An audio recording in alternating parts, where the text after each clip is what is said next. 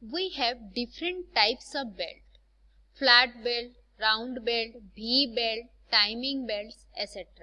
So first we will discuss that is flat belt. Flat belt produce little noise and transmit power over long distance. Crowded pulleys are used to keep the belt from running off the pulleys. Round belt. It has circular cross section and is used with grouped pulleys. V belts are used with grouped pulleys, less efficient than flat belts. Then timing belts require two-tooth wheel and it can run up at slow or fast speed and does not stretch or slip. So here we can see the different types of belt. The first one is the flat belt, then round belt, and this is third one is V belt and timing belt. These are the cross section of types of belts. Then application of belt drives. The main application of belt drives are to transmit power from low or medium capacity electric motor to operate machines. Then second application is to transmit power from small prime movers in internal combustion engine to electric generators or agricultural and other machineries. The next mode of power transmission is chain drive. Generally, the chain drive is similar to belt drive. But in belt drive, we are using a belt, and here in place of belt, we will use one chain. So, the slip can be prevented by the use of chains which lock into teeth of the rotating cylinder. In belt drive, we are using a wheel that does not contain any teeth, but here we will use a cylinder which contains teeth, so that the chain will drive on the two-tooth cylinder. The drive mechanism used with bicycle is an example of chain drive. It enables a number of shafts to be driven by single wheel and so give a multiple drive. So next mode of our transmission, that is bearing. Bearing is used mainly to prevent or reduce friction forces which generate heat that waste energy and result in wear. When two surfaces are in contact and one is moving with respect to other, bearing is used.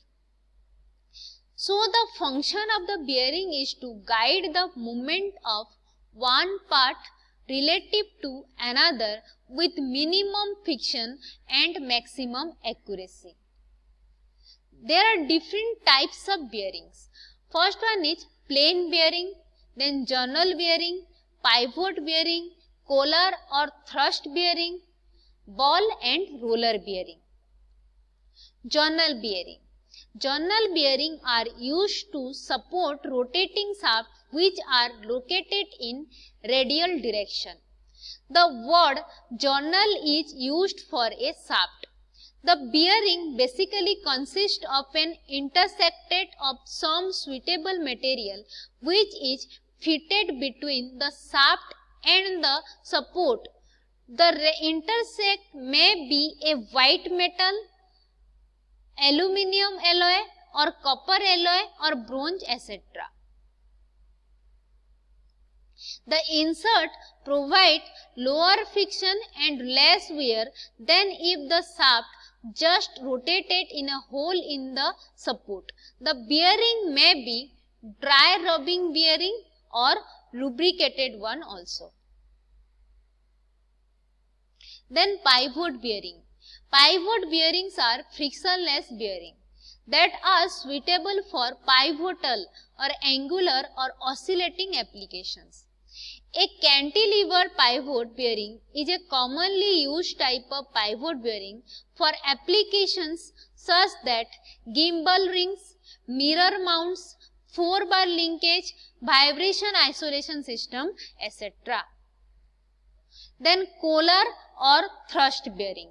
A collar or thrust bearing having a suitably formed face or faces that resist the axial pressure of one or more collars on a rotating shaft.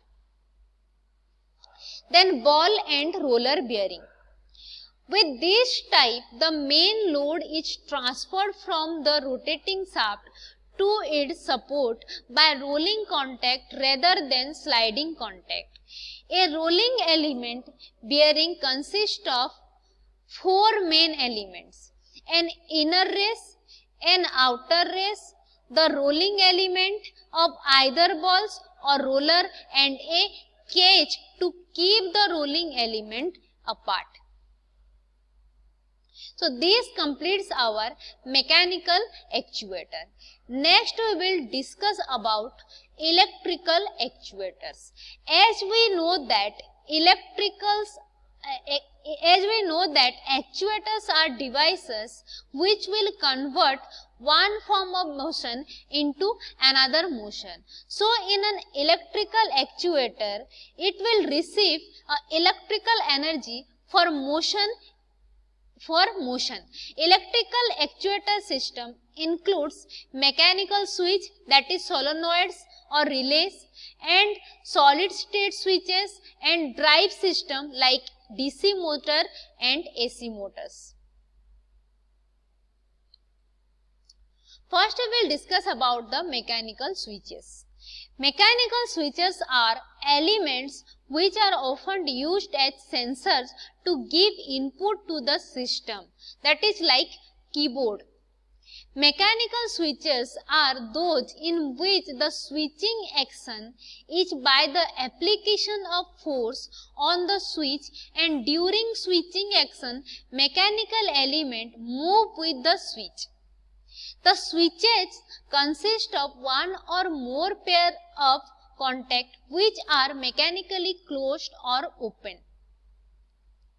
Mechanical switches specified in terms of number of poles and throws. Pole means these are number of separate circuits that can be completed by the same switching action, and throws or T are number of individual contacts for each poles. Then we will discuss about solenoid. A solenoid consists of a coil and a movable iron core called armature. Solenoids are inexpensive. These are less cost.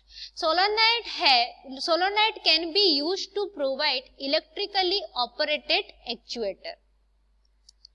Solenoid valves are example of such device, being used to control flow in hydraulic or pneumatic systems. Then we will discuss about relays. Relays are electrically operated switches in which changing current in one electrical circuit switches a current on or off in another circuit. Relays are often used in control system. The output from the controller is a relatively small current, and a much larger current is needed to switch on or off the final connection element. For example, the current required by an electric heater in a temperature control system or a motor is the example of relays.